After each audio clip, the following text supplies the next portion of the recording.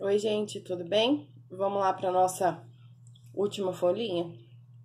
Então, ó, esse exercício 10, a gente precisa lembrar da teoria que quanto mais longe um número negativo estiver do zero, menor ele é, tá?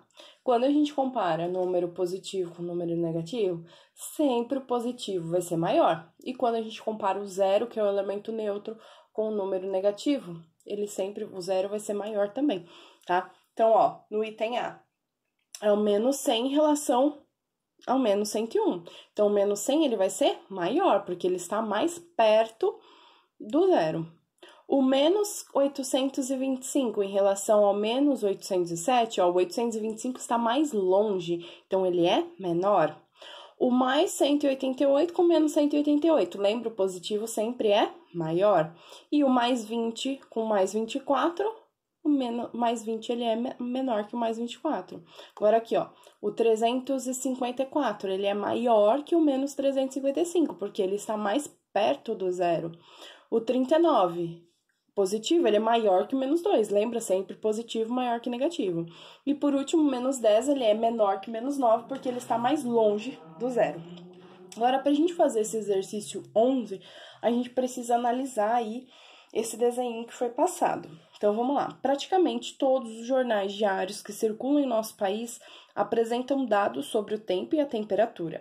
Uma dessas informações aparecem os seguintes dados de algumas cidades brasileiras sobre o tempo e as temperaturas máxima e mínima previstos para certo dia do mês de maio.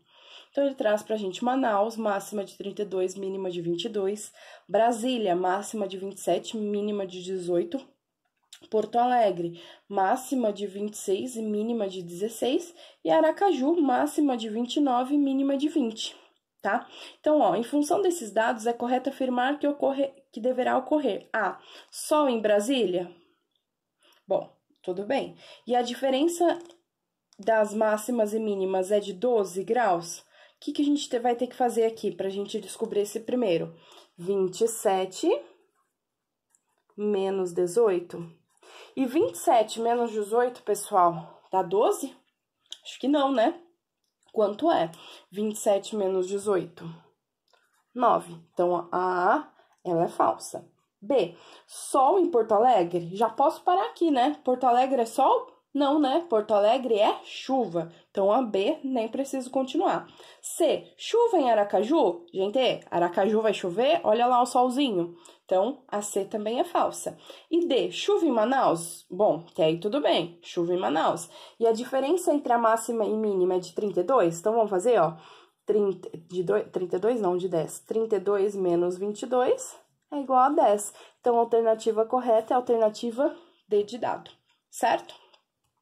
Vamos lá para o exercício 12. Leia o texto e responda as questões a seguir. Por convenção, a história inicia-se com o advento da escrita, que surge primeiramente no Oriente, próximo de 3000 a.C.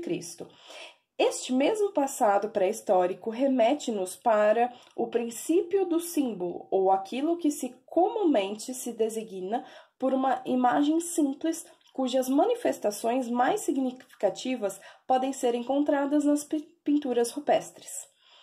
Esse processo, porém, não ocorre de forma concomitante ao mesmo tempo, em todo o mundo. Segundo os dados atuais, a escrita teria sido inventada de forma independente em 3 regiões. Ela surge pela primeira vez entre os suméricos, cerca de 3.000 anos antes de Cristo, na Mesopotâmia. Posteriormente, em torno de 1500 a.C., ao surgimento da escrita na China, e cerca de 3.000 a.C. na Mesoamérica. Então, daí vem as perguntinhas lá pra gente, né? A. De acordo com o texto, onde a escrita surgiu primeiramente pensando nos anos citados? Então, ó, a gente tem que lembrar que o antes de Cristo é como se fosse a nossa parte negativa, né? Então, primeiramente surgiu onde, pessoal? Com os suméricos. Em que ano que era? 3000 antes de Cristo, certo? B. quanto tempo se passou entre o surgimento da Mesopotâmia e da China? Então, ó, na Mesopotâmia foi quando? Em 1500 a.C. E na China foi em 500 a.C.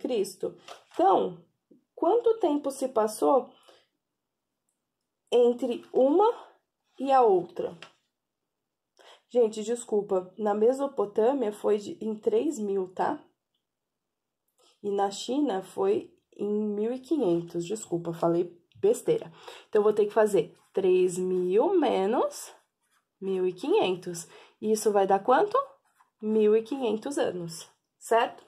E o surgimento da escrita da China para a Mesoamérica? Então, a China foi em 1500, menos da Mesoamérica, 300. 1500 menos 300, 1200 anos, certo? Agora o D. Quanto tempo se passou entre o surgimento da escrita na China e hoje? Certo? Então, ó, China não era antes de Cristo, 1500 anos antes de Cristo, e hoje a gente não tá em 2020, então vou ter que fazer 2020 mais 1500. Isso vai dar quanto, pessoal? 3.520 anos, certo? Vamos lá, exercício 13. O exercício 13 pede pra gente o seguinte, que é o último, né?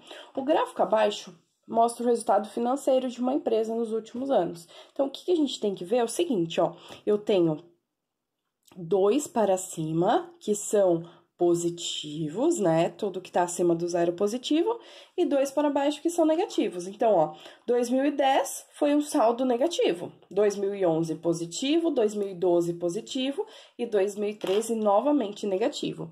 Daí vem a pergunta A. Em quais anos a empresa teve saldo positivo? Então, foi em 2011 e 2012. Pergunta B. Em quais anos a empresa teve saldo negativo? Então, quando ficou para baixo, ó, 2010 e 2013. C. O que significa se ter saldo negativo, pessoal? É um saldo o quê? Devedor. Certo? E por último, na D, em que ano a empresa apresentou um melhor resultado? Qual aquele que a barrinha tá mais lá em cima? Em 2012. Certo, pessoal? Terminamos por aqui a nossa última correção. Espero que todos vocês tenham conseguido acompanhar. Tchau, tchau.